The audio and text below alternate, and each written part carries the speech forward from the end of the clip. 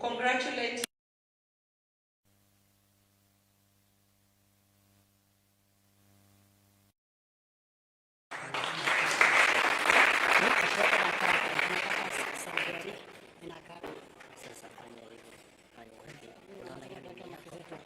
I, Justice Musyoka,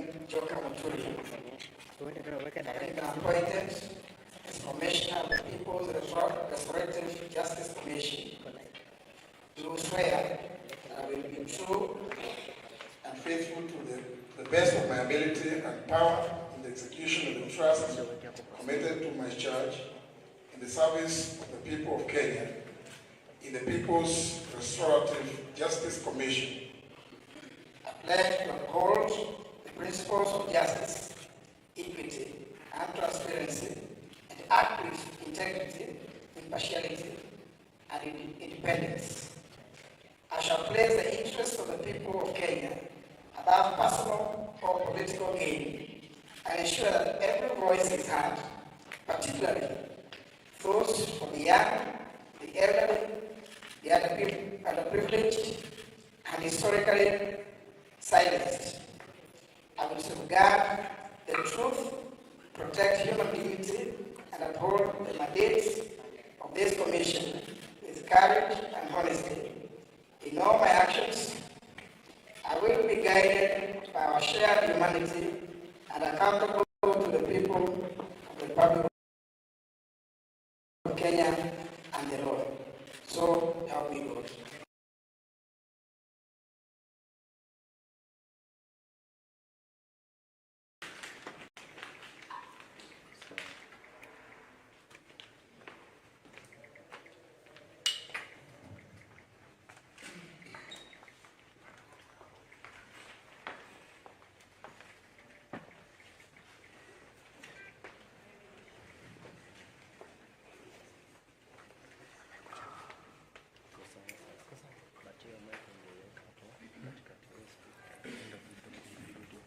next we'll have Senator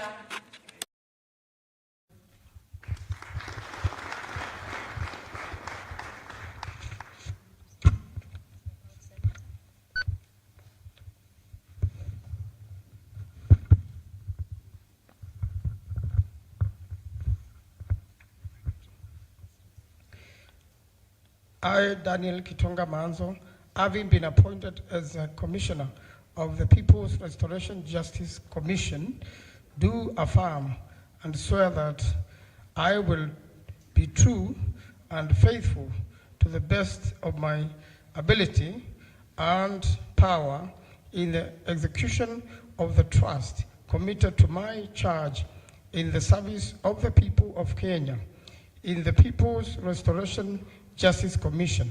I pledge to uphold the principles of justice, equity, and transparency, and act with integrity, impartiality, and independence. I shall place the interests of the people of Kenya above personal or political gain, and ensure that every voice is heard, particularly those for the young, the elderly, the underprivileged, and historically silenced. I will safeguard the truth, protect human dignity, and uphold the mandate of the Commission with courage and honesty. In all my actions, I will be guided by our shared humanity and accountable to the people of Kenya and the law. So help me God.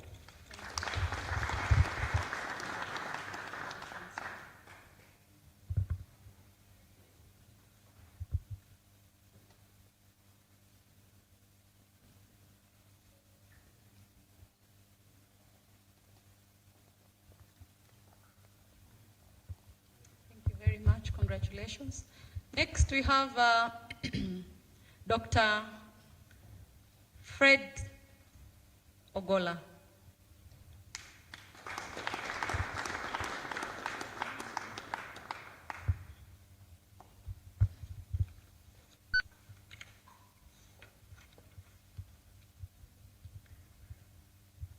I, Frederick Onyango Ogola, having been appointed as a commissioner of the People's Restorative Justice Commission, do affirm, swear that I will be true and faithful to the best of my ability and power in the execution of the trust committed to my charge in the service of the peoples of Kenya in the People's Restorative Justice Commission.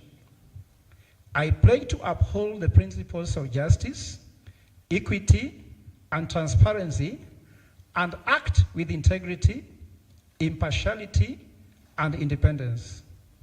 I shall place the interests of the people of Kenya above personal or political gain and ensure that every voice is heard, and particularly those for the young, the elderly, the underprivileged, and historically silenced. I will safeguard the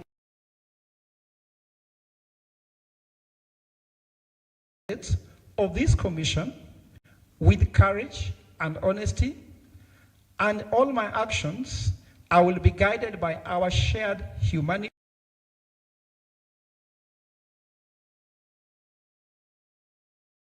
God.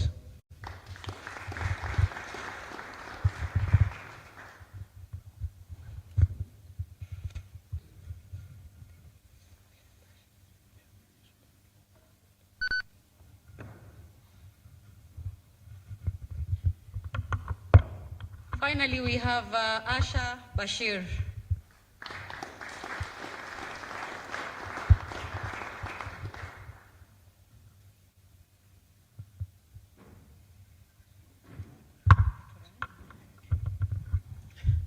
I, Asha Bashir, having been appointed as a commissioner of the People's Restorative Justice Commission, do affirm that I will be true and faithful to the best of my ability and power in the execution of the trust committed to my charge in the service of the people of Kenya in the People's Restorative Justice Commission.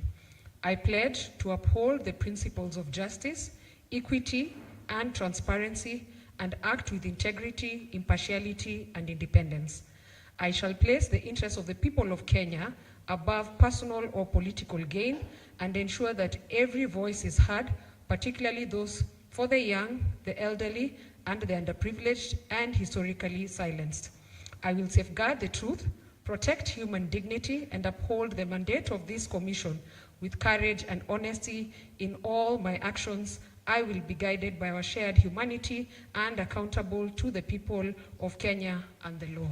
So help me God.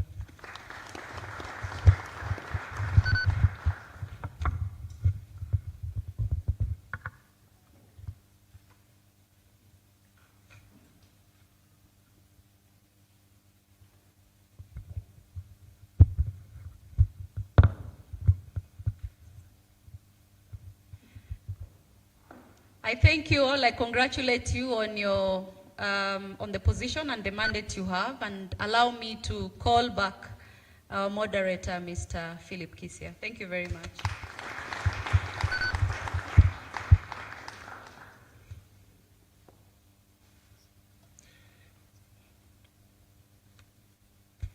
Thank you very much, Wakili Eunice Lumelas and Advocate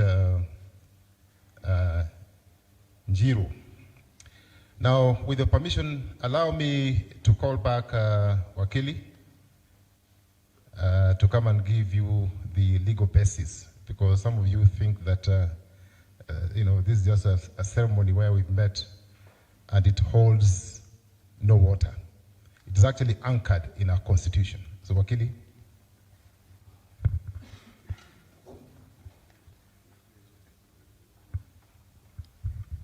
Thank you so much for this opportunity. I wish to take this opportunity to congratulate the new commissioners and just to give the legal basis upon which this commission is premised. This is a commission that has been created as a result of necessity. It has been created as a result of the inability of the state actors to enact and or to execute their expected functions. Therefore, this commission, and I know there will be a speaker who will give the terms of reference, is first of all premised on a preamble to the Constitution. The preamble of a Constitution appreciates the supremacy of this of God. It further appreciates the aspects of our aspirations, that we are a nation that aspires to be guided by the rule of law, the doctrine of constitutionalism, equity, and social justice. In the circumstances, the question of equity, equal justice, equity, equality, freedom or democracy are at great threat. And the institutions that have been created thereto, in accordance with the Constitution, have negated their functions, they have neglected them, they have refused. And the Republic of Kenya, well represented by the political parties that have constituted this commission, pursuant to Article 1 of the Constitution, they have given unto themselves the ability to.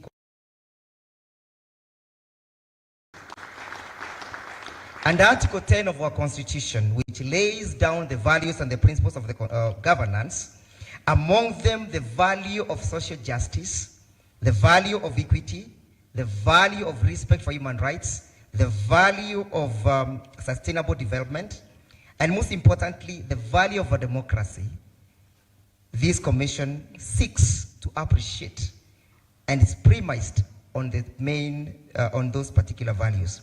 Most importantly, on the question of human dignity. Where we stand as a nation, the question of the human dignity has been transgressed. The excessiveness of the state, the arbitrariness of the state, and the inability of the state to be held to account and to have some transparency in the manner in which it deals with the citizens have necessitated the constitution of this commission. And therefore, this commission is further premised on the principles that are expected of a political party. A political party is not just a political actor. It acts in the space of ensuring that there is equity, there is social justice, there is equality. And therefore, the political parties that have come together to constitute this commission are alive to the fact that they cannot live and they cannot govern in an unjust society. That is the basis upon which this commission has been premised. Thank you.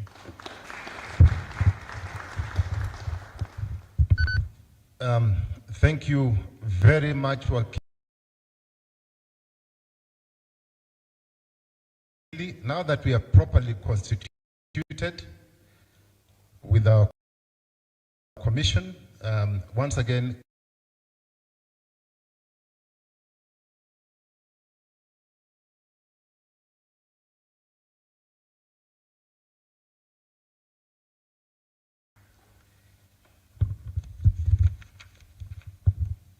okay.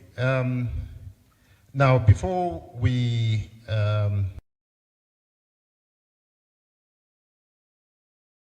chairman and other commissioners will introduce a few of us who are here today. Of course, the the chairman and commissioners have introduced, and these are people who are well known: Senator Manzo, Asha, Emeritus Speaker, CS, AG, JB. Now, to introduce members of parliament who are here, may I call upon Mheshimiwa Mbui just to introduce the members who are here. Tafadhali. Makofi kwa.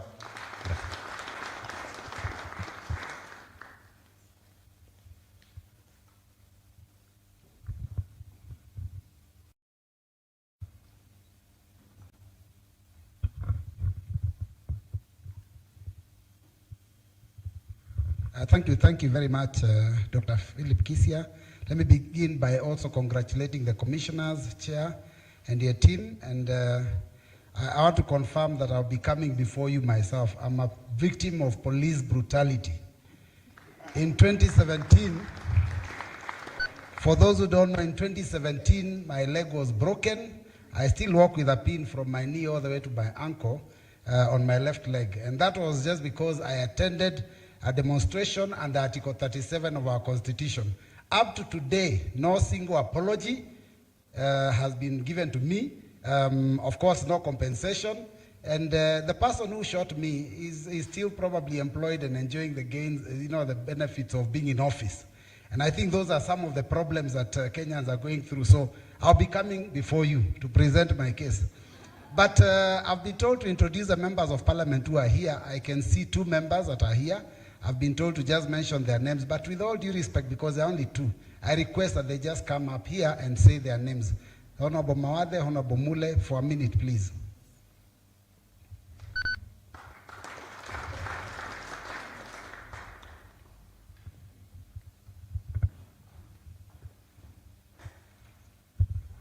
Thank you very much, leader. The leaders who are here, Honorable Kalonzo, Honorable Amalwa, Torome. First and foremost, I want to take this opportunity on behalf of the people of Matungulu, on behalf of the Kamba Nation, and on behalf of all the young generation, because I'm a father of the young generation, to congratulate the new commissioners. And I want to believe that justice will be restored. Under your chairmanship, Muturi, who has been my speaker for 10 good years, I want to assure Kenyans, the new chapter in Kenya begins today, not tomorrow. Tomorrow will be the action. Tomorrow, these commissioners must evidence of coonism and police brutality. And that is the Kenya we are taking. And I want to put it very clear to Kenyans. We are serious to restore the glory of a great country called Kenya, not through the back door, not through broad-based, blood-based handshake, through the Constitution of Kenya. And we are being given those details by our able lawyer. So I want to assure you, commissioners, we members of parliament of like-minded will be behind you, and if possibly, very soon, we should look in a way to bring taxpayers' money to make sure that you are well taken care of, to restore the dignity of this country. God bless Kenya.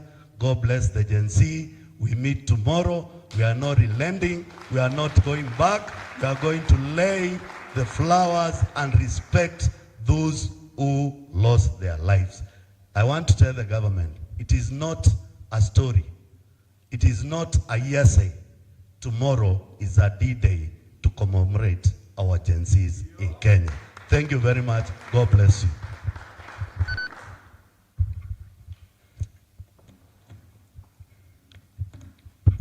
Good afternoon, ladies and gentlemen. Good afternoon again. My name is Mawade, Member of Parliament, Embakasi South Constituency. And I first and foremost wish to congratulate the commissioners who have been sworn in today. We have a lot of faith in you. We have a lot of faith in your ability, because the restoration of justice in this country is long overdue. And this commission, I am sure and I'm certain that they will do what is just for the restoration of justice, especially for our kids, the Gen Zs and the millennials who have been killed in the last few years. Again, congratulations, and may God bless you. Thank you very much. Mine is now to just introduce myself. My name is Robert Mbui, Member of Parliament for Kathiani constituency. I hold a title of Deputy Leader of the Minority Party. But if you remember, after our youth were killed like dogs in the streets, part of my side, which is the minority side, became part of the majority, became part of government. So I'm now the de facto leader of the minority party in the National Assembly, representing the youth that were killed brutally by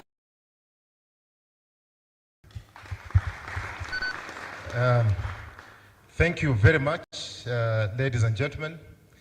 Excellencies, led by the 10th Vice President of the Republic of Kenya, His Excellency Kalonzo Musyoka,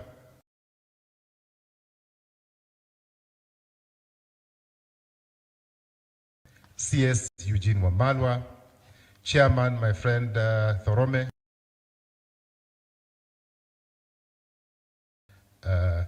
President Kibaki. That's the only government we can remember. The others, I don't know. But I can't talk about the rest. But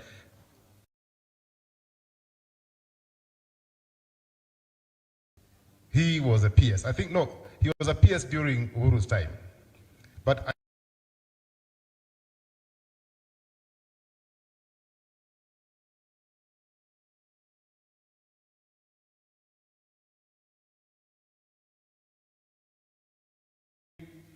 to introduce our principals who are here today.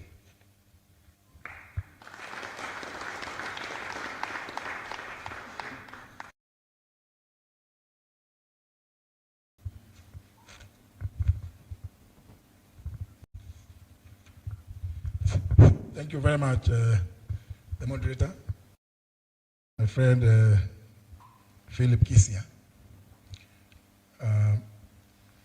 His Excellency Stephen Kalonzo Musyoka, party leader, Wiper Democratic Party, the Honorable Eugene Ludovic, Democratic Action Party,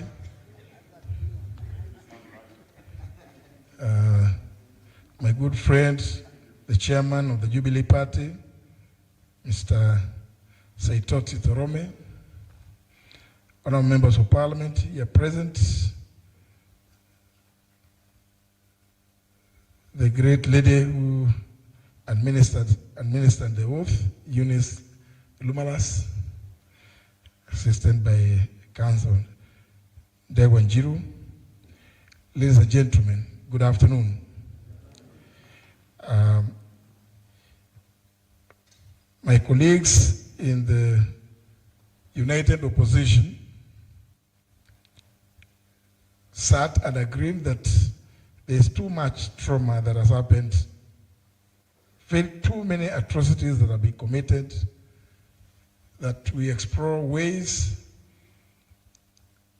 of addressing various issues that be there for this country. I will be calling on them to make their statements at an appropriate time because we will not be long ourselves. Safe to introduce this subject. Council Ndewanjiru has given the constitutional anchor upon which this commission, PRJC, is posited. But I also want to observe that in all societies, emerging from a history of oppression and gross human rights violations, face the challenge of reconciling their past. This is not new. It has happened in various parts of the world. A people-led commission seeking to restore justice among its citizens. And I want to appreciate that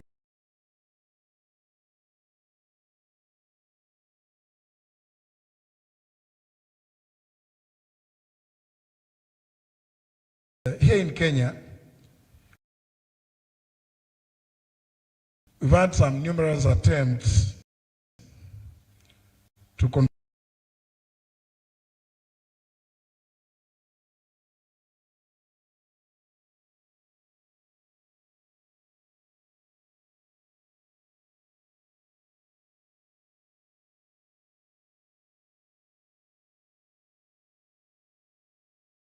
will not be having references to such in our constitution.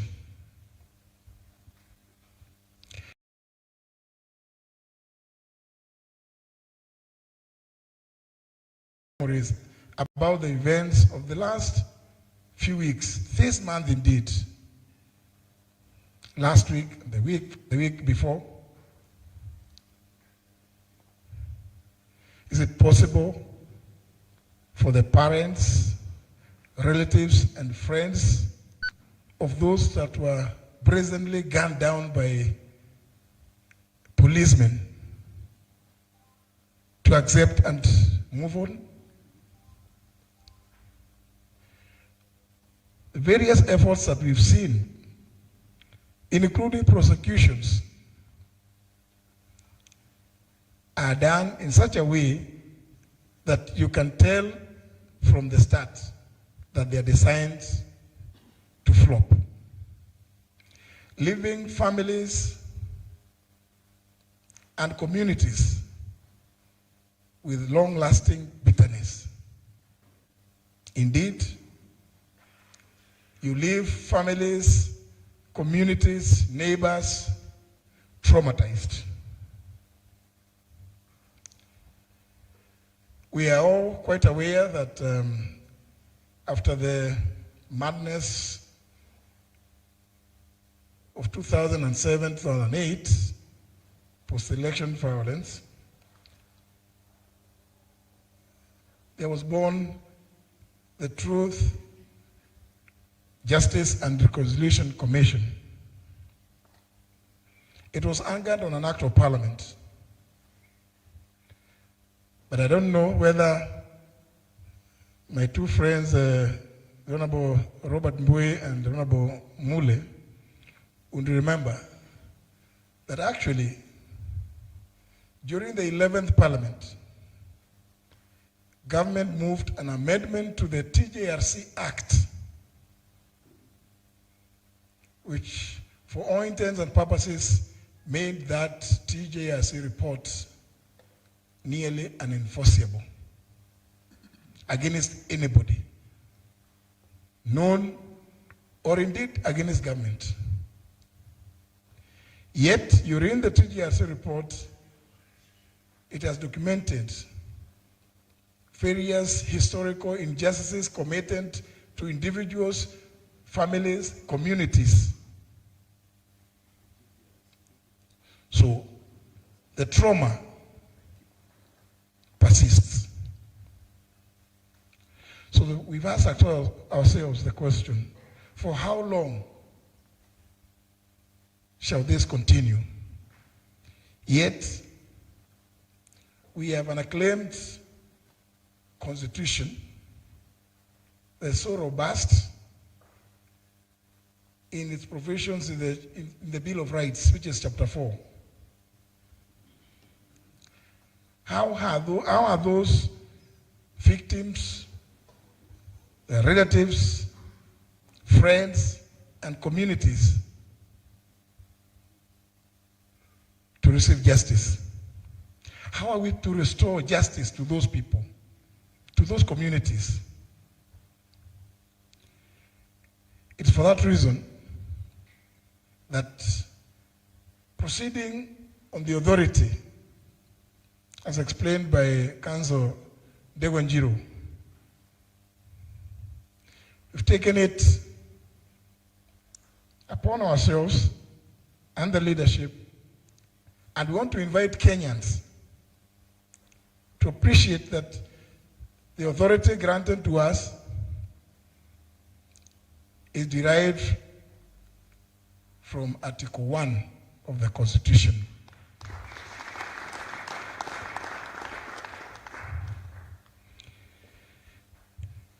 Our approach and core values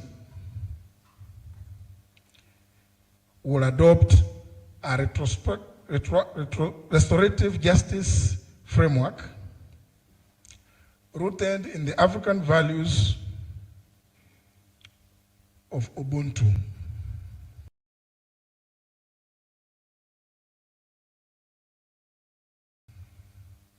And this approach prioritizes restoration of dignity to victims and survivors.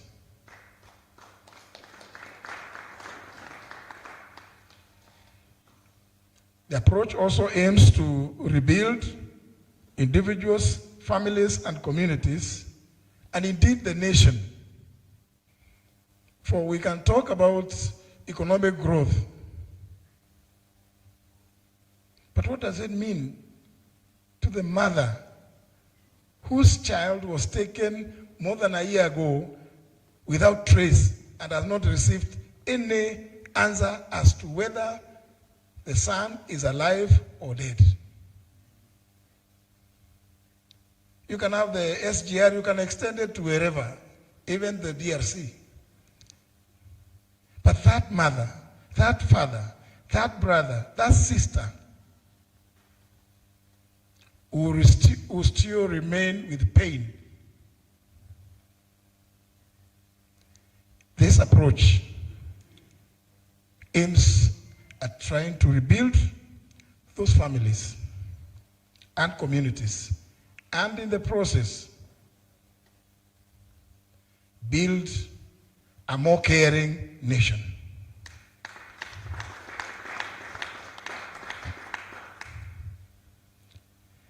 In the process, we will seek to establish the truth, Mheshimiwa Mbue, and see whether we can bring some healing and some form of closure. And then, where necessary, bring in forgiveness and reconciliation.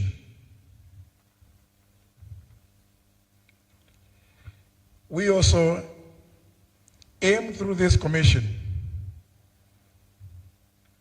to put to an end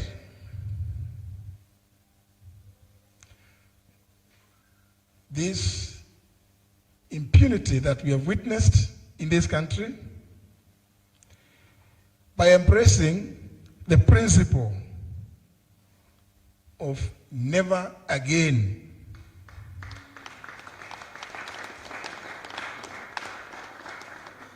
Never again. By also putting memorializing, and through remembrance. We also aim to create mechanisms to support healing. And through our partners, seek to do compensation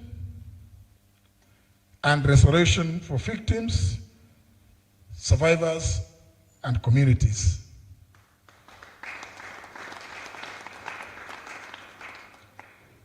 Ladies and gentlemen, I was merely to introduce, because we will be doing a lot more, but for the avoidance of doubt, if it is not on the screen, Ben, is it on the screen? I wish to announce,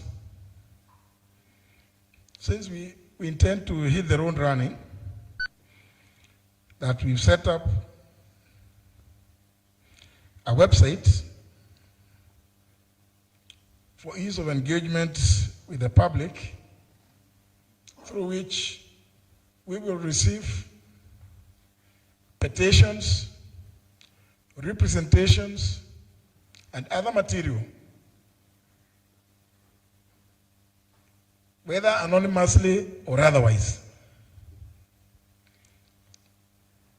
Other programs will be announced by, I don't know whether is it on the, it's there, eh? Very well, thank you very much. Other programs which we intend to undertake will be communicated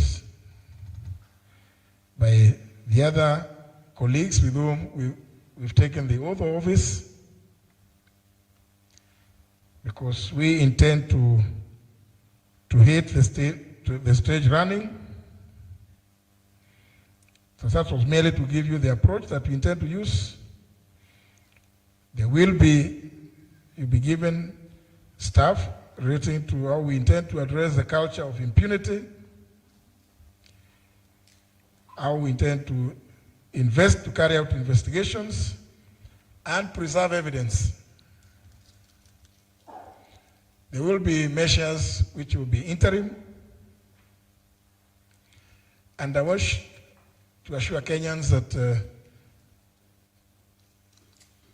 whatever they give us is so secure. We should not worry about certain mischievous activities that we have seen in recent times from government trying to interfere with things that are done in all spheres of governance. But we will not be limited to merely human rights violations. We intend to also deal with issues that relate to state capture, as well as institutional corruption.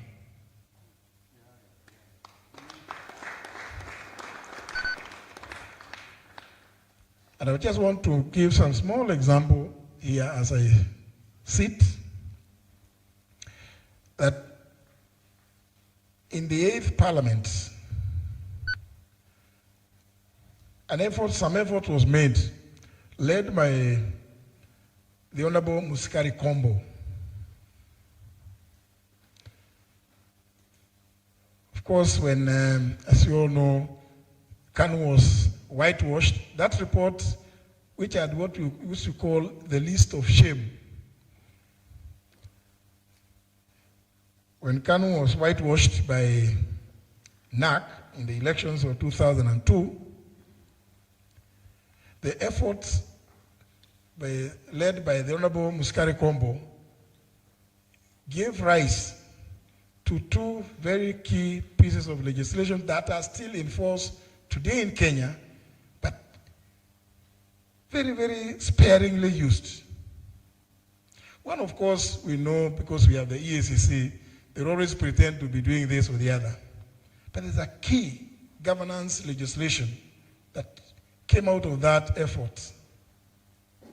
The Public Officer Ethics Act, number 3 of 2003, alongside the Economic Crimes Anti-Corruption and Economic Crimes Act, the ASECA. We intend to give effect to these laws because we believe if everybody inculcated what is and practiced what is in the Public Officer Ethics Act, we would see very little institutional failure brought about by endemic corruption in this country. With those remarks, ladies and gentlemen, allow me to invite the moderator to call the next commissioner. Thank you very much. Thank you very much for listening to me. Another round of applause for the chairperson. Thank you very much. Now, this function for today has been put together by a very young man called Ben. So if anybody ever imagined that the millennials, the Gen Zs and the Alphas are not ready to take over the reins of this country, you are in dreamland. They are ready. So Ben, please, just come so that people can recognize you. Ben, and then of course, this Ben. So the success behind today's function is this young man.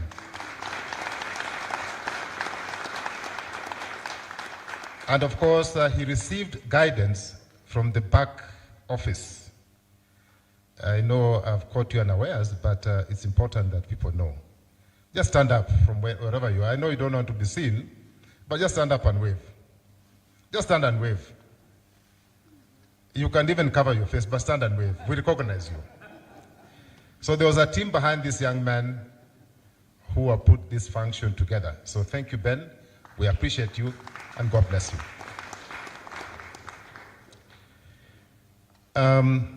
Let me now call upon 3 commissioners to make their statements very short, not more than 5 minutes each. And to start us off is Commissioner Aisha, followed by Professor Ogola, and we'll close that session with Senator Manzo. Thank you.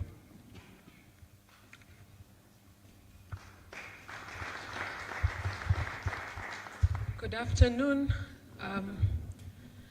Your Excellency Kalonzo Musyoka, The Excellency Eugene Wamalwa, Chairman Jubilee, Saitoti, all elected leaders, Wakenya wenzangu, hamjamboni. Mine is to say today is an important day in this country because this country we've lived with burying the truth and running away from our past.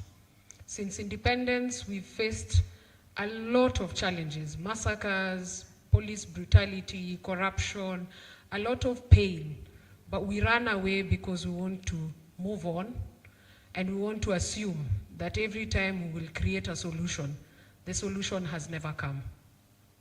Kenyans are each and every day crying because of injustice, whether economic, whether legal, in terms of now what is happening from human rights to health to education. It's still an injustice. We are where we are as a country because of the culture of move on. And today we want to say we cannot move on because healing as a country is important. We cannot heal when, since independence, there's a lot of historical injustice, and even now it is coming through a new formation of abduction and killings. Today is an important day because we, the people of Kenya, are saying enough is enough, and I'm urging all Kenyans that this is not about today and tomorrow, it's about the future of this country, and that for once as a country, we will not run away from the atrocities that are happening, and we will not say, move on. Today is an important day because it is the Kenyans who every day wake up to work and build a nation despite being wounded. Mental health is at the highest as a country. You cannot talk about education and health and other things when a woman is missing her child at home and she does not know what that child did. We have a crumbling police docket that instead of protecting Kenyans, they're the ones going for Kenyans. We are now degenerating to now having people hiring goons to come and attack another Kenyan. But you're forgetting that it can be your child you're attacking. It can be a sister or a brother. We are forgetting that these things continue to remain a scar. I personally recently lost my beloved father, and it doesn't happen on a normal occasion. For mine, it was a natural cause, but I can imagine you never understand the pain until you sit at the front seat. So there are millions of Kenyans since independence who've lost loved ones, and up to date, you're told move on. Up to date, there's been never a solution towards historical injustices. And if this generation that I am in, we keep quiet, we will also be blamed 5 years, 10 years, because we will have kept quiet at a time that we were supposed to give a solution to our motherland. Today I request Kenyans, this commission seated here is more than willing to work with all Kenyans from all walks of world. It is for you to help us by sharing through the website.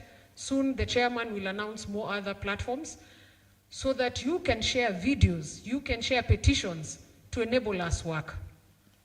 Today we are saying we will not sit and be quiet as our country goes to a different trajectory that we did not envision.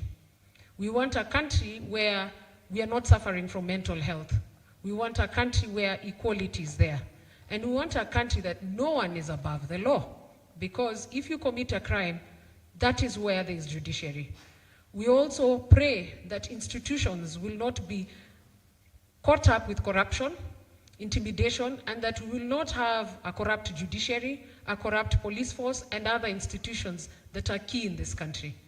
We are simply saying that today marks the start, that we will move as a country to accept we will not bury the truth, to also accept we need healing and restoration, but most importantly, there are people who must be held accountable individually for what they've done to our motherland.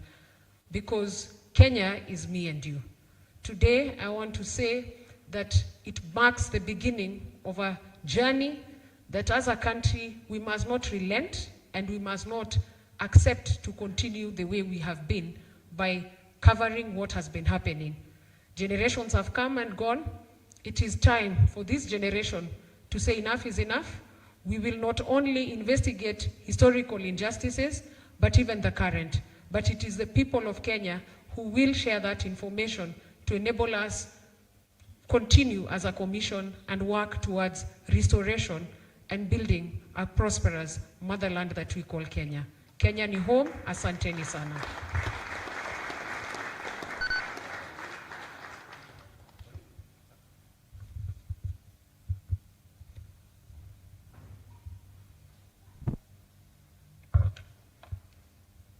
Good afternoon, ladies and gentlemen. I just want to recognize the leadership from the United Opposition, led by His Excellency Kalonzo Musyoka, and the commissioners led by very able chair,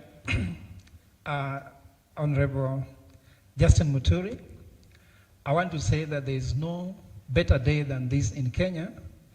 And Chair, had we done this on the eve of 25th last year, we could not be where we are now as a nation. So I'm looking at the audience and look so serious. Some of you have not seen someone smile at them the whole of the day. Please, can you smile at your neighbor at least to... Somebody might receive a smile or to get a chance to smile today at all. Because we look like we are mourning, but I'm sure there's hope. Chair, as you said, never again. The word never again is important. Allow me to say that the commission is quite interesting to me, because when you saw Bishop Orowa praying, Bishop Orowa, I remember the day there's a child who died in Kibra, in that river, and there was money for the so-called disaster response. There was no response. And I went to Kibra and made the sign of the cross, and I walked with people from Kibra without looking for police notice. We walked up to the Senate and met Senator Manzo. Senator Manzo, without appointment, welcomed us and gave some support. Nowadays, we don't say what they gave. They'll say themselves. He gave some support to the family, but took us through the offices, but still we didn't get the money. So I am standing here, people calling me the people's economist. That's how people are suffering. Because I want to speak just on economic injustice in Kenya. I want to say that economic crime is a problem everywhere in the world. But in Kenya, it's not just a problem. It is now a profound crisis. Crisis, you know, a problem is there. But when a crisis comes in, it's more serious. It has now posed existential risk to our nationhood.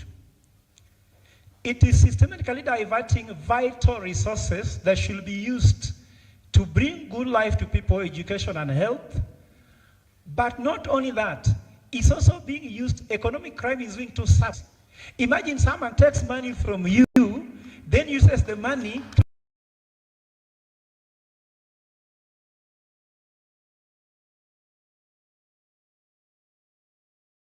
suppress you with the very money.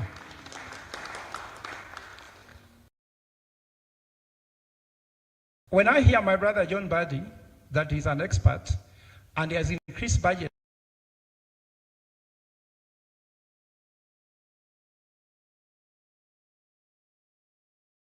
then tell you, you can't enjoy education or you can't enjoy healthcare without security. Yet, someone goes to Homa Bay, picked, then brought to Nairobi and killed. So, to really grow this economy. Secondly, the youth. These youths are very intelligent. Why they are dying is because of what they have between their ears. They are too. The only thing they can do is to hit their head to death. And I was in the mortuary with my brother, late Albertojwang. They were hitting his head until they broke the skull to his brain. Why? The one who died on the street, to the brain. What is wrong with them targeting the brain? Why university education then killing people?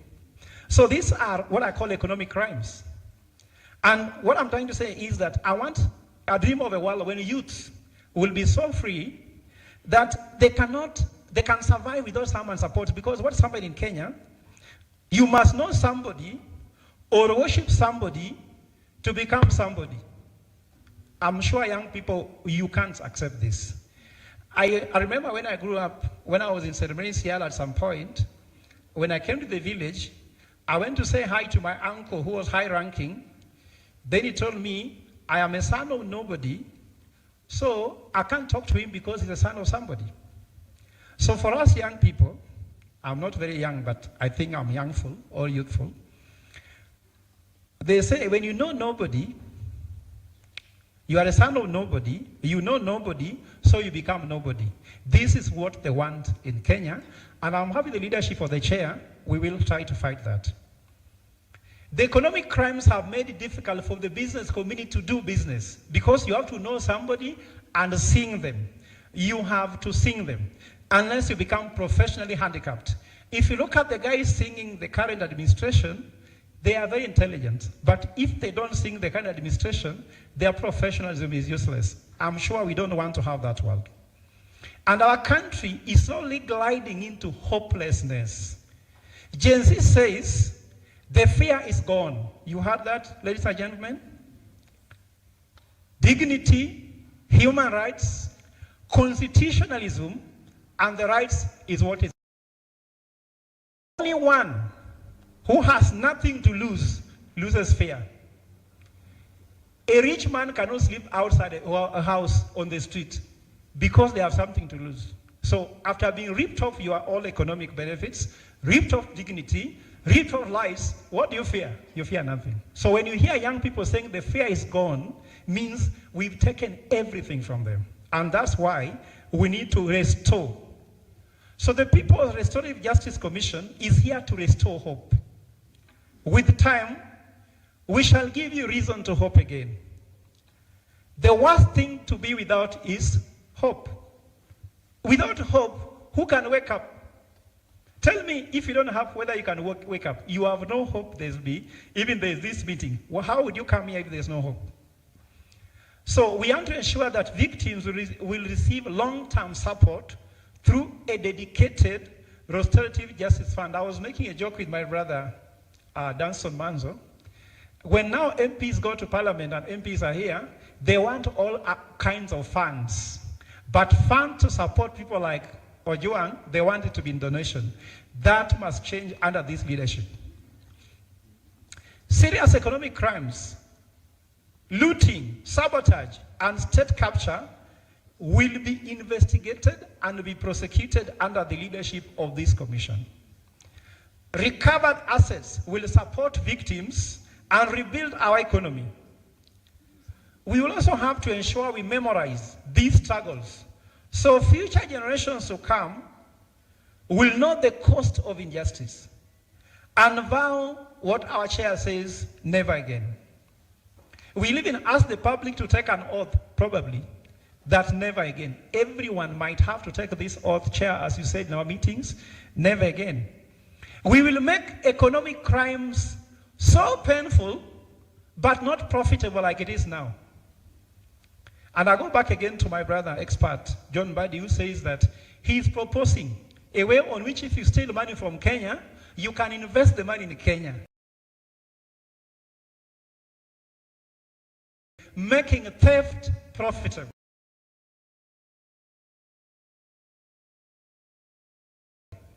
We will make it completely painful.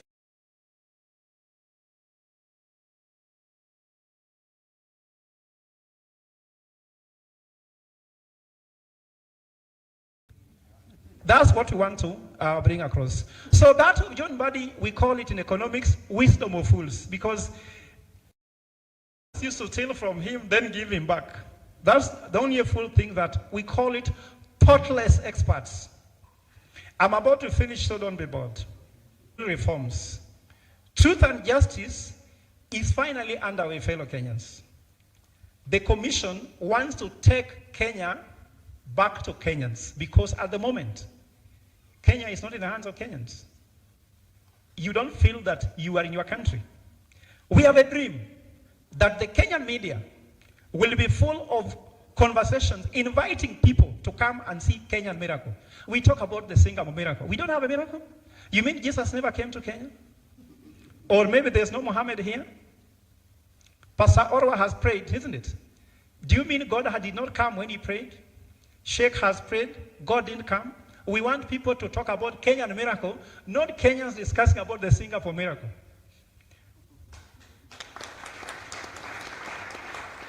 We want the business community to find it easier to come to invest in Kenya below because the law will be transparent, just, and fair.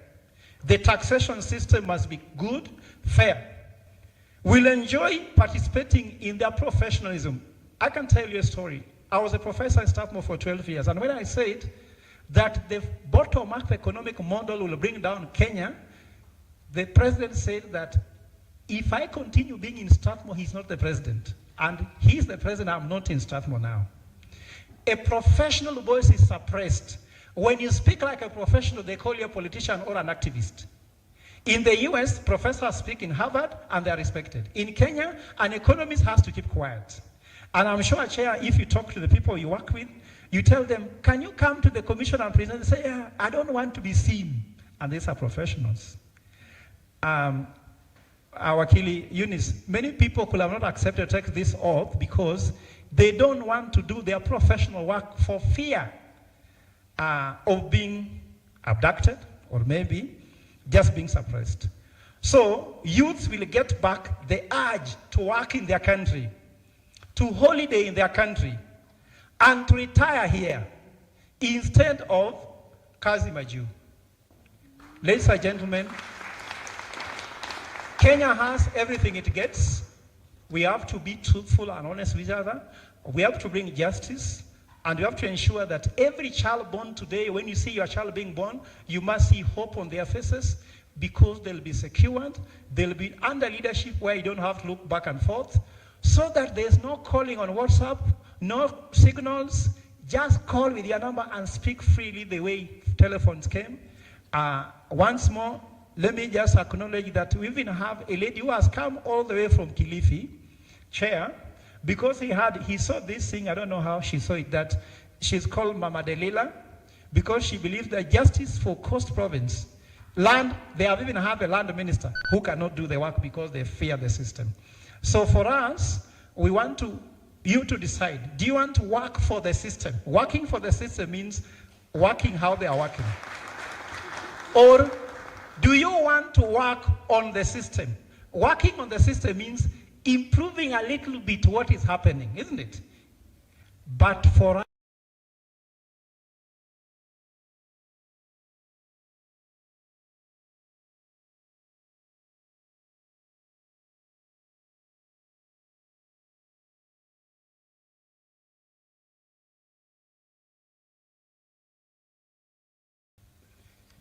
Thank you, Your Excellencies. Let me thank Kenyans for appointing me into this very important commission. And I want to talk about, very briefly, about state capture of public institutions. This has happened in the ministries. It has happened with the serious organizations like ESCC, the Kenya Police,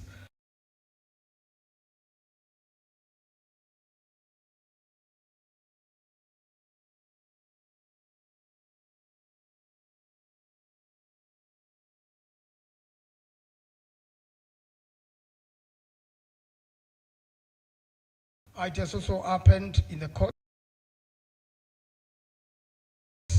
such that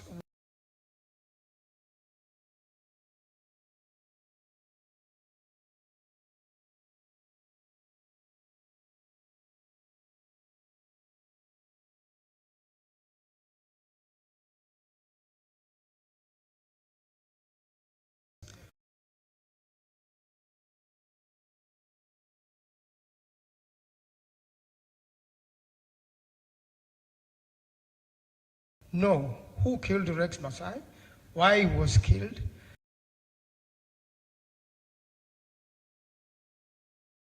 and that after pushing the government to have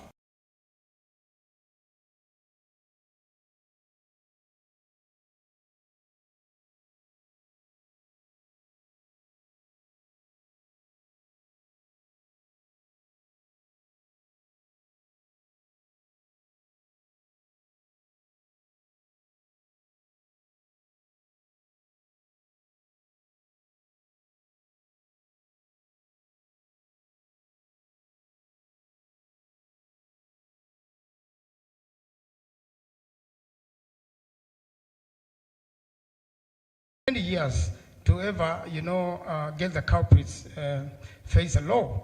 If you are to go through other injustices committed to other people through the same way,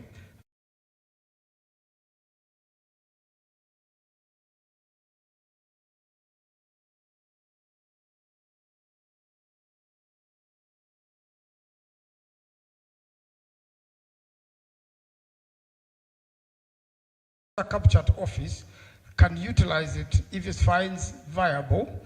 If it doesn't do so, then we can pursue private prosecution with this information and make sure that justice is done to the victims. This sort of commissions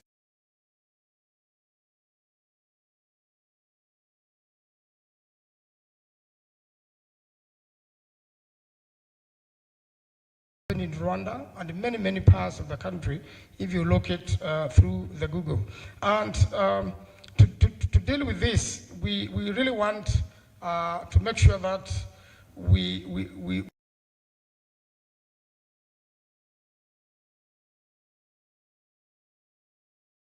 at least the current regime does not want to deal with them. So we want immediate relief for the victims so that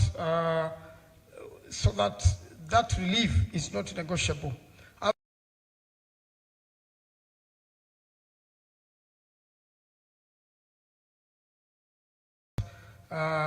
One is given back their dignity,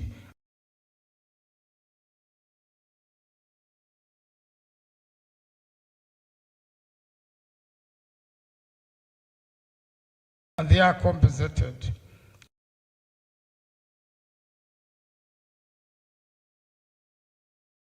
And you can even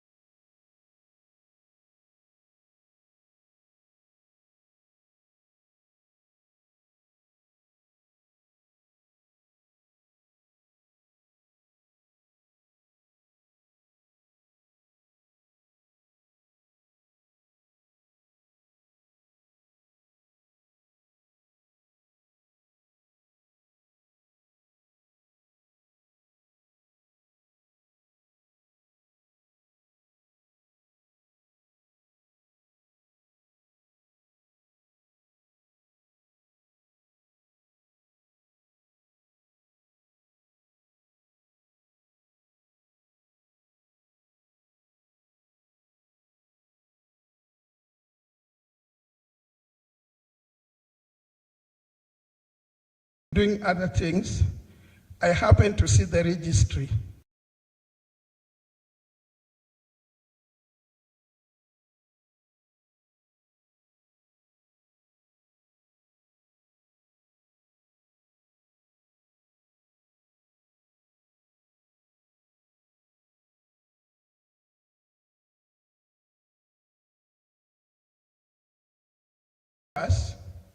One thing for sure was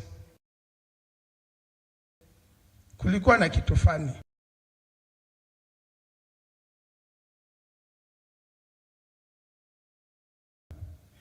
The boy, when we saw him first, he was drenched in blood. And the other guy,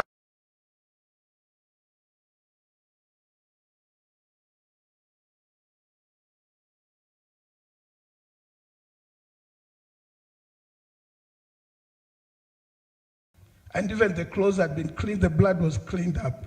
Then I told the guys who were doing the postmortem report, the Haki Africa was there, Human Rights Commission was there, IPOA was there.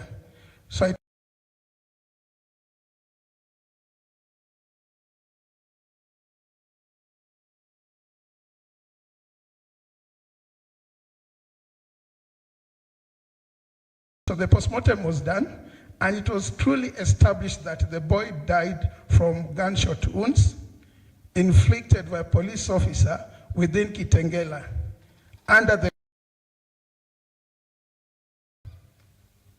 That was it. So we have been following up with the IPOA.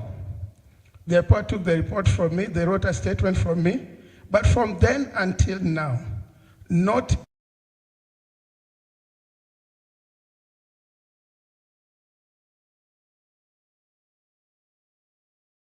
arrangements except for the friends, families, and colleagues whom I work with. Haki Africa also contributed a lot. Nyahera on 3rd of August 2024. Until now, no phone call, no nothing. I've not even seen any government representative, not even one. Much, Paula. These are the justices. Please be seated, the two of you. These are the justices we want to deal with. Now we've got to be very brief with the rest of the young people. Explain briefly what happened to you. All protocols observed. Good evening. My name is Billy Mangi, the young man who got abducted in Embu County on 21st of December last year. And I was taken when I was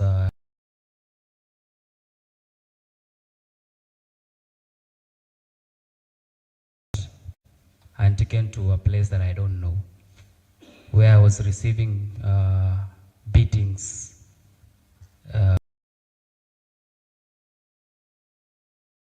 every day on my back.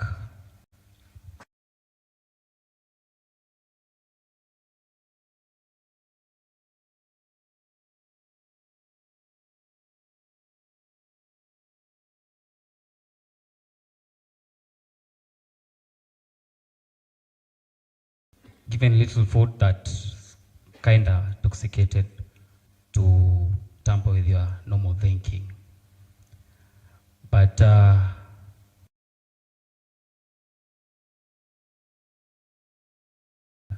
Nyeri at night in Gatitu in a bush, they gave me 2,000 shillings. They told me, we kijana jipange, usipitie kwingine, wewe jipange. And Mungu naye ni mzuri, I'm alive, but that does not give me a smile on my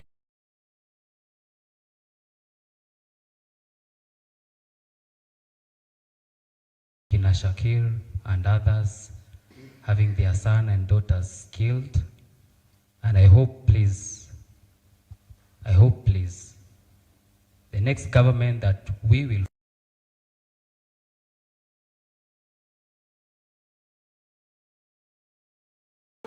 Na wale wanafikiria Gen Z hatuna kura, my friend, sisi ndo tunaamua. We are the ones who to decide if you are the senator, if you are the governor, if you are the president. So the next government, please give us chance.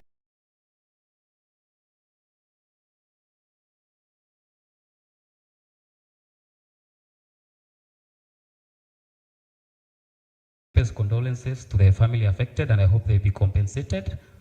And tuko pamoja. I will be vying for the senatorial seat in Embu County.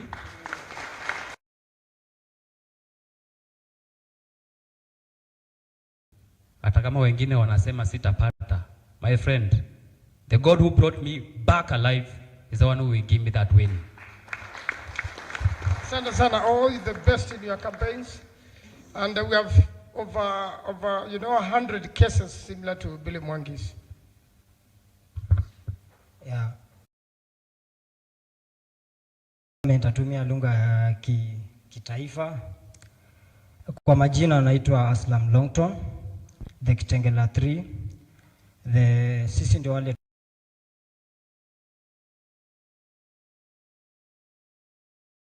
kwa abductiwa kwetu na state ni sababu tunapigania bad corruption, bad leadership na kupigania haki zetu sisi vijana kama kawaida, kutaka pia sisi vijana tukuwe na opportunity, tupewe opportunity kwa hii government ili tuweze kuliberate na kutetea haki wote.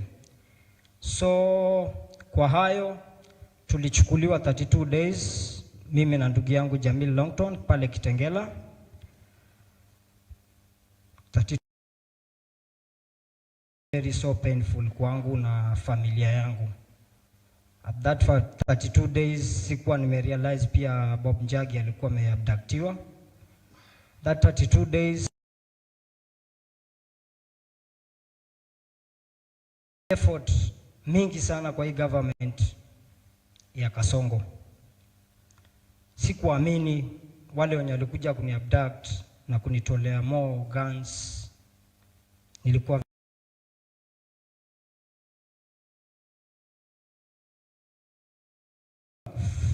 tupo kwa Subaru haraka na kupekwa pingu mikono za nyuma, nikafungwa macho, tukaweza kubadilishwa kwa magari kadhaa.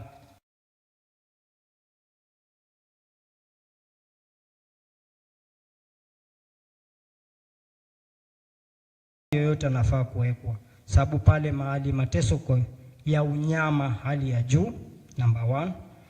Number 2, unaambiwa ufue nguo zako zote, uwe uchi, ubaki bila nguo.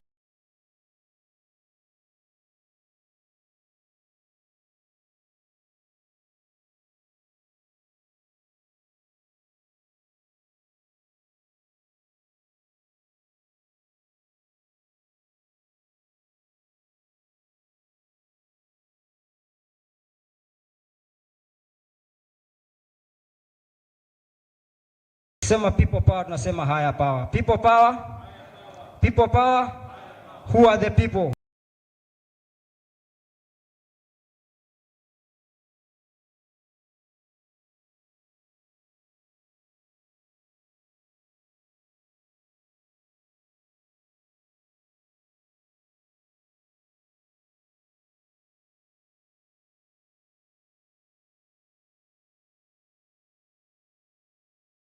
Achieve chenye tupeleka kwa street tumeachieve.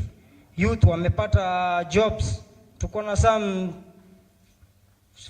watu wengi sana youths wamesoma kwa hii nchi, wako na certificates. Tuko na madada zetu wakienda kuomba kazi, wengine hata ni vitu hatuwezi ongea, ni vitu ya aibu. But we need change na we need opportunity for the youths. Ni hayo tu.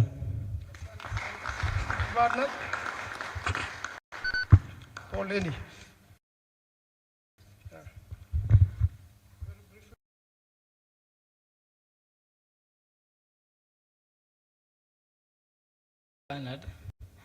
one of the few guys who were abducted last year by the Kenya Kwisha government.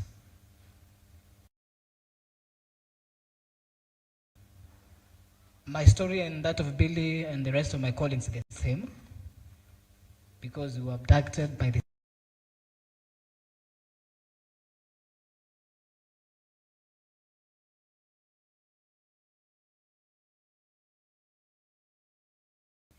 I don't want to speak about what we went through because Billy has explained and my colleagues have said the same.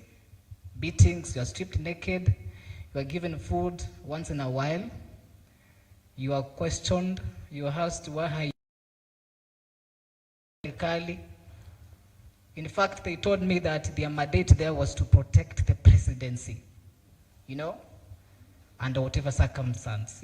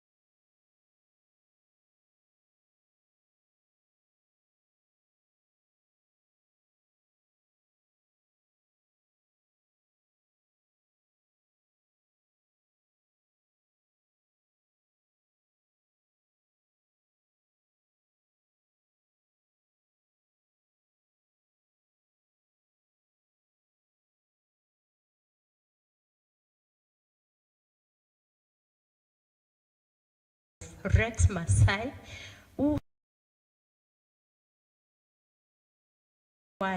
for him, he received the first bullets on that particular day. I remember I was also receiving tear gas. I was seated shielding from the streets at Pronto, Aga Khan Walk, and little did I know that my nephew had been gunned down until I saw the clip where he was being taken from to the place where they were receiving first aid.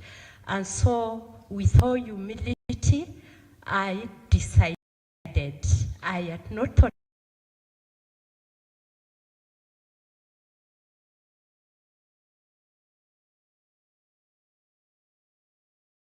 I'm failing Mwaito, I am failing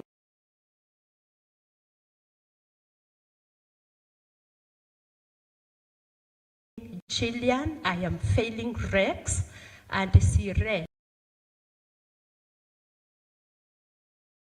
in peace. May justice be done. Thank you.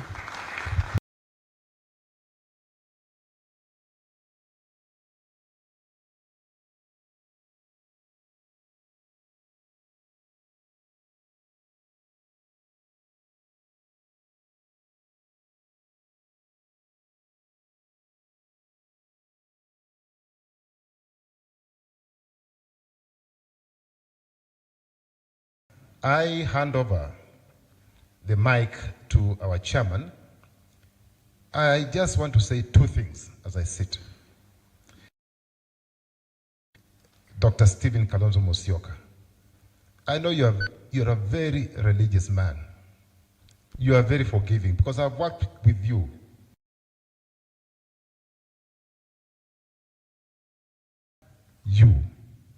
And I want to ask myself, I want to ask the audience, what ill have our children committed to the Kenya Kwanza government? What ill? That they have muted violence and killed many of them extrajudicially. What have they committed?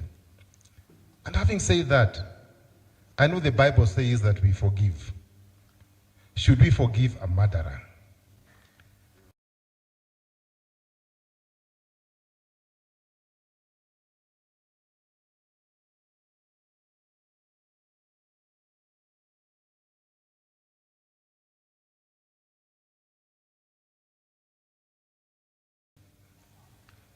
You may be forgiven if you murdered somebody like Philip Kisia, who is on the 6th floor.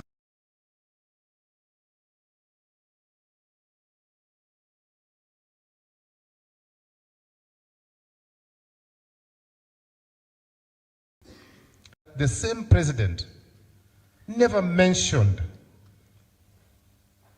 the deaths of our children muted through extrajudicial means. He never mentioned anywhere. He didn't even offer sympathy, or he didn't even say anything about this young man who is battling for his life at Kenyatta National Hospital. He said nothing. He said nothing about Ojwang. He only talked about protecting the police. So I see suggesting by any imagination that our children are inferior human beings. Can we really forgive such a man? And I'm talking about William Ruto. Can we forgive him? Can we forgive him? I then remembered the video I watched yesterday on Citizen and many other channels of a mother. You know, men, we only participate in the process for a few seconds, maybe a few minutes. But women bear the brunt. They carry these children for 9 months. And I had the mothers, not one, not two. They only asked for one thing. They said, we don't want compensation. Bring back our children. Bring back our children. So if William Ruto wants to be forgiven, bring back the children. Bring them back alive. Otherwise, you'll never forgive them. So, thank you very much, Excellencies. Let me hand over the mic to my very able chairman. Thank you for having us, and after this, I think we'll say a prayer after the principals have spoken. We'll give a vote of thanks, say a prayer, and we'll call it a day. May God bless you. Thank you.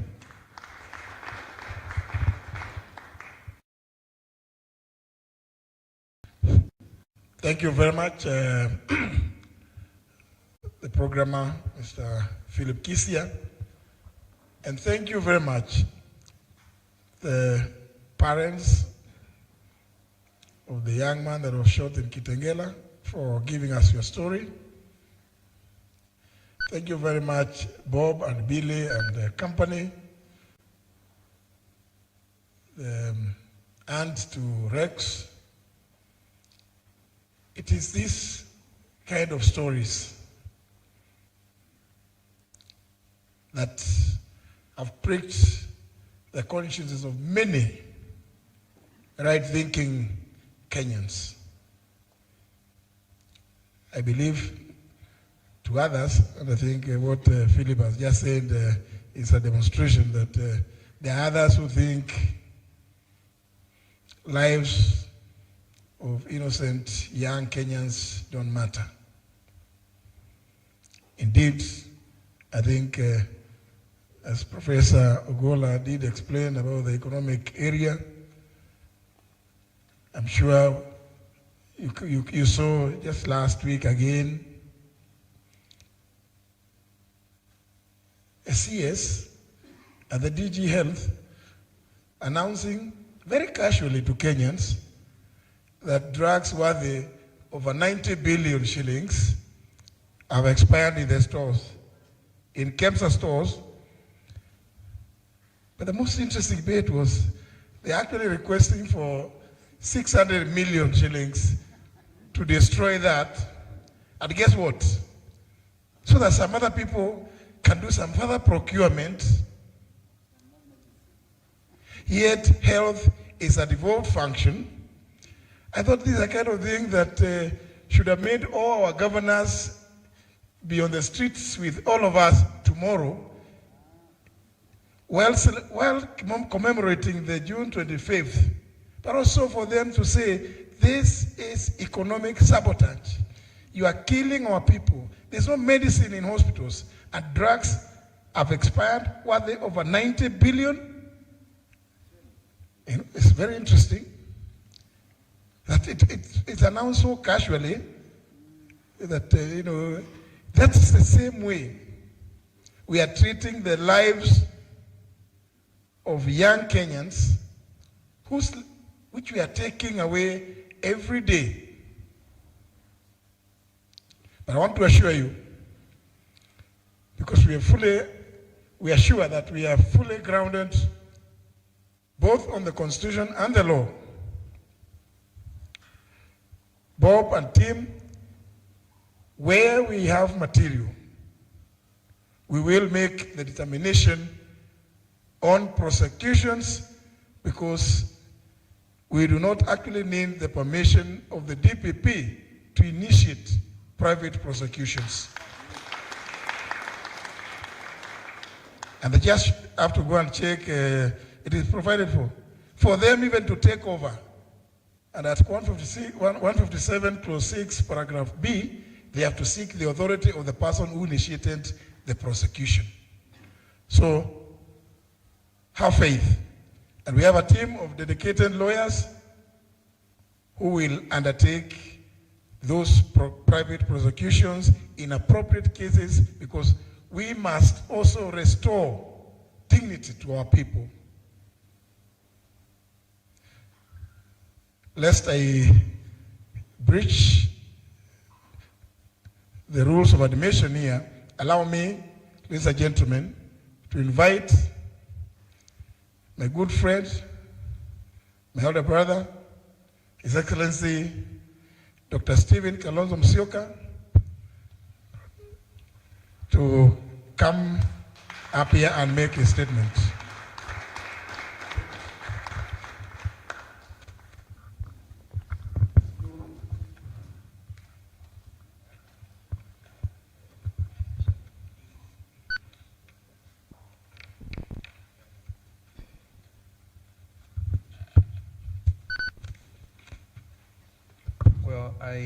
Professor Gola, you asked us at some stage to smile.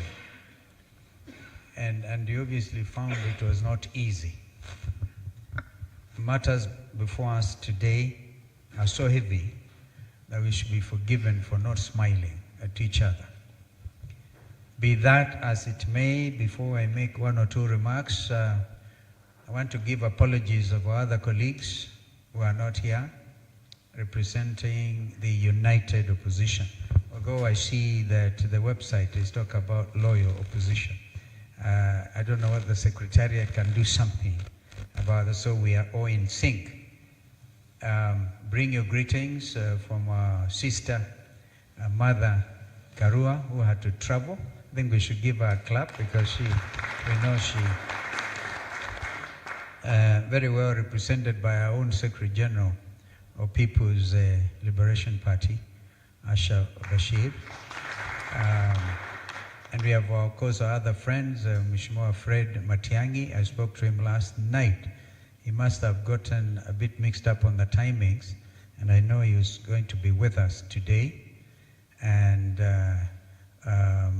our other friends, Ricky G, was out there. You know, he's a man in the trenches, Rigathi Gachagua. So we are all together. Men and women who have also known injustice. Because I think Rigathi Gachagua should also appear before you like Robert Mbui. And I remember I was out of the country when Robert Mbui reported in trying to welcome Baba, he broke his leg. And you remember the story that time was we were on our journey to Canaan. But we got to River Jordan and there were crocodiles. I think I've managed to give you a smile. So Robert Mbui was bitten by a crocodile. Listening to what has happened to our country, honestly and sincerely, if we don't take action now, we might end up with no country. And so, Ufungamano,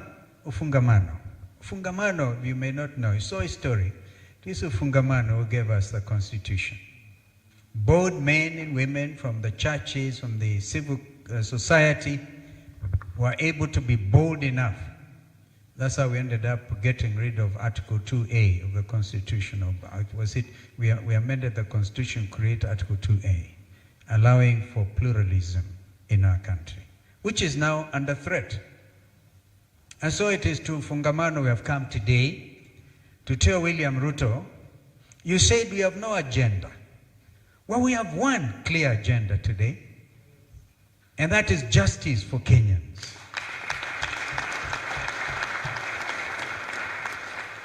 Now follow suit. You have been told this is not the first commission of its type world over. Look at Brazil. In fact, a bishop was funded to start a People's Commission. This People's Commission is not an act in vanity or indeed acting in vain. Look at the quality of its leadership. Justin Biden, I've heard of a new name, Biden, Muturi, JB. That's why the B comes from, the JB. And you give us a name of my landed friend here, my brother, Eugene. The name was it aflatoxin? No. Something along those lines. I'm trying to give you a smile, at least. And so, agenda number one, the work of this commission, I think is not even time-bound, because we are talking about the next administration. What you are telling William Ruto is our agenda item number one will be justice for Rex Masai and justice for all those young Kenyans who have been failed by police bullets simply because they exercise their constitutional rights under Article 37. And now we pray to God that if you have a heart not of stone but of flesh, you don't kill them again tomorrow. Don't kill them. We are telling William Ruto, don't kill these young people tomorrow, because the world is watching. We want to thank the international community. They have come out with a very clear statement. Kenya is not an island nation. It is one nation among the community of nations. We will not allow you, therefore, to get away scot-free.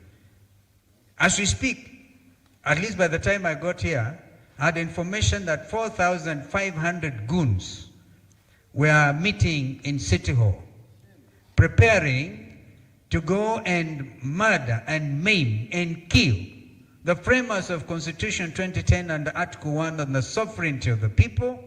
Never envisioned that so many years, 15 years down the line, there'll be men meeting in Taifa Hall somewhere under the chief goon, who I think is the one preparing them, to come and do other things. This commission is so bold. You cannot actually terrorize any of these four people. Justin Muturi and your team, you have your work cut out. When we talk about state capture, we mean it. Kenyans are still waiting to hear fertilizer fake. And the Andani deals continue. Economic sabotage, economic manipulation, which actually, as we speak, is part of Shashi. We will have to go deep into those things so that as we form the next government, we will know what to do with those economic saboteurs. Well, Philip Kisia, Philip, I heard you loud and clear. By the way, the 4,500 goons are joined by 5,000 police officers. All right? And they're even planning to exchange uniform with the goons. What they're actually trying to do is to make sure that goon A knows how goon B will look like tomorrow. Shame on you. Shame on you. So we are watching, and the country is watching. All the parents want, and Kenyans, because mtoto akizaliwa sio baba yake ama mama yake peke yake, mtoto ni wa jamii. Watoto wa jamii ya Kenya, wazazi wa watoto wa Kenya, jamii zote wanadai haki kwa watoto wao, ambao tumeona hapa. Bob, you remember we even tried to catch up with you at some stage. We caught up, we tried, we went to court, we've tried. We tried action, but this is real action. Real action. And so, please feel free to come out before these very competent men and women who are there to make sure justice is done. And this commission, therefore, is a precursor to the pursuit of justice for every Kenyan under Constitution 2010. I, therefore, would want to really conclude my remarks because they're brief. We've been given the wherewithal and what exactly we want to do. Tomorrow, we're going to sit and see. Let there be peaceful demonstrations. Let there be peaceful demonstrations. Kenyans will remember that we were actually bold and said tomorrow is a public holiday. If anybody was doubting, William Ruto has himself confirmed that tomorrow is a public holiday. In honor of our young Kenyans. And I can't understand, truly, I would take a lot of convincing by people who are with us in the struggle for justice. In 2023, Raila Odinga and I and Eugene and Mother were nearly killed. 60 young Kenyans were felled. And 2024, young people did better than us. They breached the Central Business District. How can we disown those young people for pecuniary gain, for money? It can't be for fame. It can only be for infamy. Therefore, ladies and gentlemen, this is a very difficult moment. I've seen Minister Murkomen saying they are willing now to meet with the parents of the victims. The victims. They are willing. They are willing one day to the commemoration day who can take you seriously.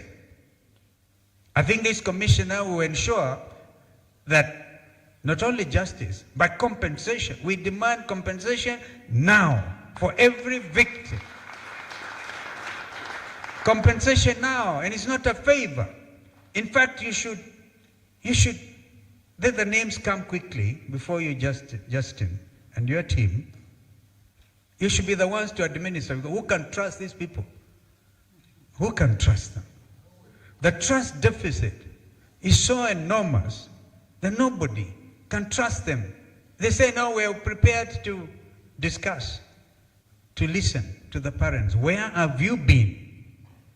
Justice delayed is justice denied. So a very famous English jurist mentioned that time, Lord Denning. You delay justice, you've denied justice to Kenyans. And therefore, we will stand in solidarity. Long live Kenya, long live this commission. You know, they will not sleep. They have been found out. Because this is not a joke. And so we'll be calling them out as we go. Of course, we have other issues to deal with. Even look at the corruption in the housing, so-called affordable housing. Unveil it. In fact, that is the easiest thing. That's what we are always saying, the next administration, executive order number 1, do away with housing tax. And of course, as we do so, you'll be on their tails. You'll be holding them. You'll be holding them. Messed up education system. How can we have a country where Kenyans don't know how they're waking up tomorrow? And we saw them, representatives of the suffering people of this land. But God will shine. The sun will rise tomorrow, and we shall go and lay the wreaths in remembrance of these children. We've given notice. We've given adequate notice. Wakili Ndegwanjiru, you remember we asked him to do it. Notice to the police. And now, if you're in charge of, we thought the Green Army was well meant. Kumbe is Sakaja's Green Army, creating Haiti-like gangs. We will not allow Kenya to go the Haiti way. It will not happen. We will get you out first. God bless you. I asked my brother Eugene Ramala to come and say, make his few remarks, even as we now launch the People's Restorative Justice Commission. Thank you. Thank you very much, Your Excellency. I'm not going to try and ask for any smiles. I am normally one politician who likes smiling, but not today. My heart is really heavy listening to the parents and the victims of the extrajudicial killings of this regime, the abductions, the torture, Bob Njagi and the Gitengela 3, and your colleagues. We know the trauma you went through, and it's a year. Tomorrow we'll be marking that day. And I listened to the father of Shakil at the All Saints Cathedral. We listened to the mother of the youngest victims of them all. He was only 12 years, Kennedy Onyango. This boy was shot in Rongai. His little body took many bullets. And when the president was asked about the boy, he said, the boy is alive, right? Kennedy Onyango's story was very moving at the All Saints Cathedral, and many others, Denzel Mondi's parents, and all those who are suffering. A year later, no justice, no compensation. And it reminds me of one of the poets, Jonathan Carriara. He wrote a poem, and he called it Grass Will Grow. And it was a poem by a parent mourning the loss of a child. They said, Lord, if you have taken my child away, then give me strength to dig his grave. And Lord, send me a little rain, for grass will grow. But he said, Lord, do not send me madness. I asked for tears, but do not send me moon-hard madness to put a snag in my skull. It's as if Jonathan Carriera was one of the parents here. One of the parents whose children had bullets lodged in their skulls, had their brains splattered on the people's house in Parliament and on the streets. They did not aim at the legs or the arms to disable. They aimed at the head. They splashed their brains and they killed them. A year later, no justice. Those who went out in 2023 during the Azimio protests, 75 young people were killed. One was Brian in Nyalenda with his brother. They were beaten, dragged out of their homes and killed. Just like Brian, who was killed, I think it was the Sultan Hamoud went with His Excellency to bury the young Brian. We cannot forget these young people. They've been waiting for justice for 2 years. But do you expect justice from the Ruto regime? Do you expect justice from the Ruto regime? A regime that will pick a young man, Albertojwang, from Homa Bay, bring him to Nairobi, less than a kilometer from where we sit, Central Police Station, they murdered the young man. Then they said he had committed suicide, that he banged his head on the wall until he died. Can you believe such a regime? A regime that shot young people in Kitengela, Charles Owino, Shakil and his colleagues. Then they hide the bodies and say, these were car accident victims from Juja, and they cover up. We've heard today from Shakil's parents. They tried to cover up, but they went and found out what had happened. Can you trust a regime like that to do justice? If they were covering up, the police bullets, if they had not been found lodged in the heads of these young people, we would never have known their story. And that is why today I want to thank, I don't know where Ben is, and the young people, the brains behind this organization. We salute you and we salute all the courageous young people who through their brilliant ideas such as this, and through their rage, backed by their courage, who came out to face this ignoble regime. Today we also thank J.B. Mturi and this team for accepting to take the onerous task, because it is not easy. And just starting from what we have heard here, there are many Kenyans whose stories are still untold, who would want to come up and open up and speak and let their stories be heard. Because this government will always try to cover up the truth. But through a system that we are setting up, truth will come out and justice will be done. And even if it's not done by this regime, as your incoming government, we want to give you our word, justice will be done. So the work you'll be doing is not just academic work. From what you're doing in the next 12 or 15 or so months, we have no doubt from every corner of Kenya, we have heard Kenyans speaking loud and clear that this regime will be a one-term regime. And if it's a one-term regime, it means it's a regime that has less than 2 years. By the time this commission completes its work, we will be ready under the new regime to implement the work that you are going to be doing. And we will, because one thing we have said as the People's United Opposition, there are 3 things we are seeking. Unity. liberation of this country from this corrupt, bloodletting regime. But the last thing we must do is restore our country and its lost glory.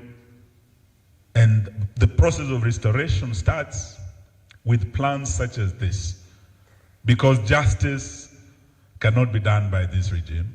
We need to restore hope by the people of this republic in our key institutions, the judiciary, parliament that has been captured. There's completely loss of faith in this parliament because it was captured. So today, even as we launch this commission on the restoration of justice, we want to say we must learn from our lessons. I was the Minister of Justice in the Kibaki regime, and when I took over that ministry, the Truth, Justice and Reconciliation Commission had been paralyzed. There was an attempt to abort that commission, the Kiplagat, Ambassador Kiplagat Commission. We were able to work around the clock to get the TJRC Commission to complete its work, to compile its report, and to submit this report to the President, Mwai Kibaki, Vice President Kalonzo Musyoka, and Prime Minister Raila Odinga. I was a member of the 10th Parliament, and J.B. Muturi is right, because after that report was presented, in the 11th Parliament, some things happened that actually made sure that report was never implemented. These are some of the steps we must take outside the regime that is unwilling to do justice, and through such innovative means, we will be able to achieve it. We are hearing a president give an empty apology, a conditional apology to the Gen Zs. And that president does not want to face the truth.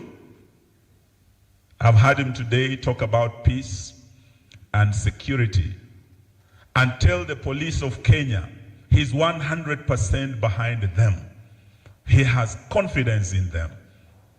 You do recall a year ago, after the Gen Z killings, that same president came out and said there was a gang of dangerous criminals who wanted to overthrow his government. And he said the police did a commendable job. He congratulated the police for the killings and the work they did, killing our young Kenyans. A year later, on the eve of the commemoration, he has today at State House hosted the same police and commended them for the good work they're doing. And he has told them he's 100% behind them. To me, this president has given the signal to the police to do tomorrow what they did best on the 25th of June last year. He unleashed the police on the people. He unleashed the military on the people. Today, as we speak, we've heard from His Excellency Kalonzo Musyoka. Over 4,000 goons have been hired. How desperate can you be, Banaruto? Shame on you. Shame on you. That you can unleash the rogue police on your citizens. Even deploy the military against your citizens. A year later, KDF stands deployed against the citizens of the Republic of Kenya. Anywhere within this republic today, William Ruto, because of the parliament that's under capture, has a blank check to deploy the military against any citizen in any of our 47 counties. God forbid if Bwana Ruto, you want to use the military tomorrow. If you want to use the police in the manner you used them last year. And if you and your teams want to deploy goons against these children, all we are asking, as Jonathan Carriera said, is that Lord, give us the strength. Give the parents the strength to come out tomorrow and mourn their children. To come out and have the strength to lay flowers at the gates of Parliament, to commemorate their children. And in this endeavor, as the People's United Opposition, we will stand with you, the families, the victims. We will walk with you tomorrow. And we're asking the police to do what they are supposed to do constitutionally. Don't criminalize protests, demonstrations that are rights guaranteed by Article 37 of our Constitution. Your work is to escort and provide security for the demonstrators. It is not to shoot and to kill innocent, unarmed protesters. So tomorrow the world will be watching. We appreciate and welcome the strong statement by the international community. All the diplomats have said to Bwana Ruto, demonstrations are guaranteed by your constitution. Allow Kenyans to protest peacefully tomorrow. As the People's United Opposition, we ask all of you who come out tomorrow to do so peacefully. Don't come armed. Do it in the same style the Gen Zs did it. If anything, just your phone and a flag of Kenya, as they did it.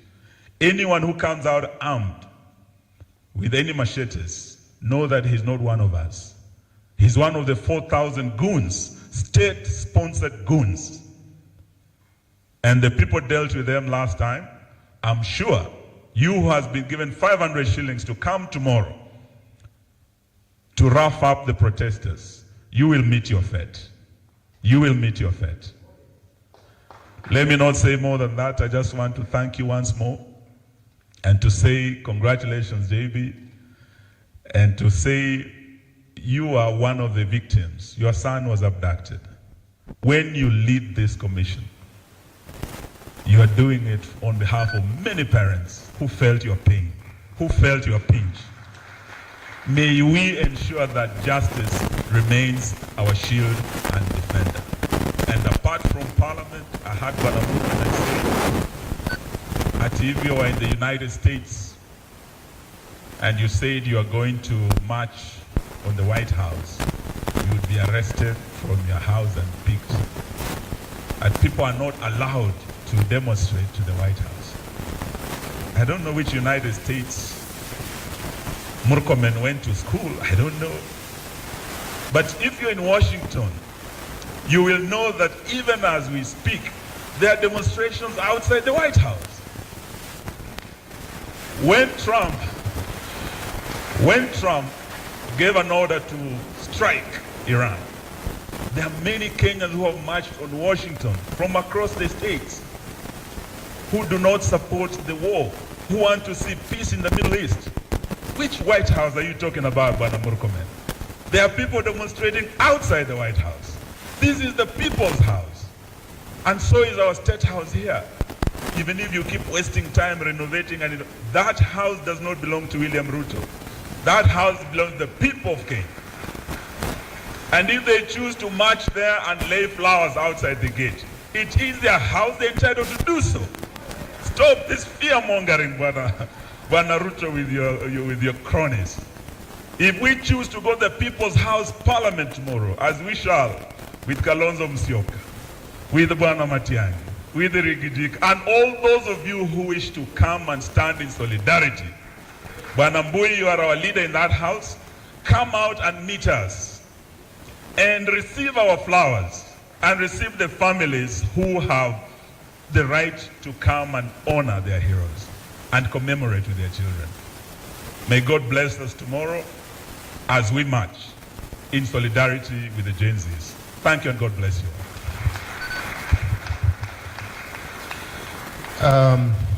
Thank you very much, Excellencies. At this point in time, may I invite my brother P.S. Narome to pass a vote of thanks, and then followed by 2 quick prayers.